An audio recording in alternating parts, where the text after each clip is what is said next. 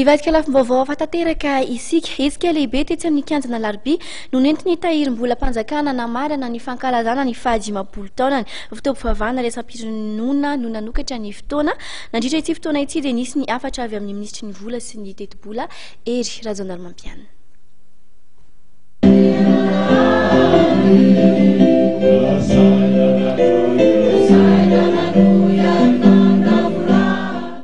Fitaovam-pivavahana iraisam-pinoana fanamafisana ny fiainanana ho an'ireo mpiasan'ny tahirim-bolam-panjakana manerana ny Madagasikara ary fanolorana maro-boninahitra sy karnaval lehibe no nentina zareo tao amin'ny tahirim-bolam-panjakana namarina ny fankalazana ny fahadimapolo taonany. Nisy araka izany afatra avy amin'ny ministry ny vola ery Rajaonaromampianina. Asa sarotra sy tena sarobady no nendraketantsika kanefa ny mahafaly ary mampahevy dia ny hoe nateo aza ny fahasairana ndraindray fanakiana aza ny azo tamin'izany indrindra tao anatiny izao taona faraparan'izao dia niezaka hatrany anareo niezaka hatrany isika teo anivon'ny ministera ny fitantanam-bola sy ny teti-bola ary ianareo tao anivon'ny tahirim-bolam-panjakana. Dino tsara fa asa masina no sahantsika. Asa masina no sahantsika satria vola ny kirakay, vola ny tehirizina sy ampiasaina ahatadiavina. Noho izany dia mety ho betsaka ny fakabanahy ka mila toetsaina matanjaka, mila toetra madio sy mendrika ary manotra ny fakabanahy.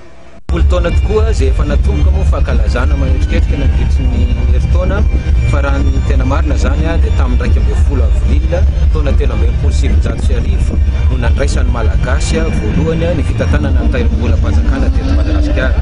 10 taona lasa androany zany no nanaovan'ireo malagasy voalohany fianianana sy velorano ary nanaovana famondrana fitantanana tamin'ny malagasy raha teo anivon'ny tanany frantsay zany tany izay no ankalazaina amin'izao.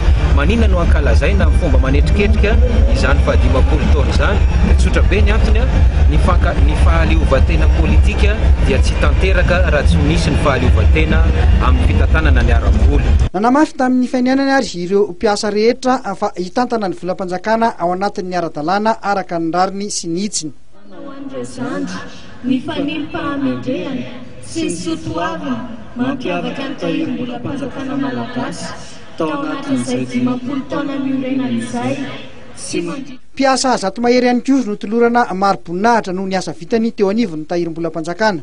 Karnaval lehibe no nandraisan'ireo sampandrara rehetra eo anivon'ny tahirim-bolam-panjakana no namarana ny tapany maraina. Ny tolakandro kosa dia fampisehoana ny arahana tamin'ireo artista kalaza.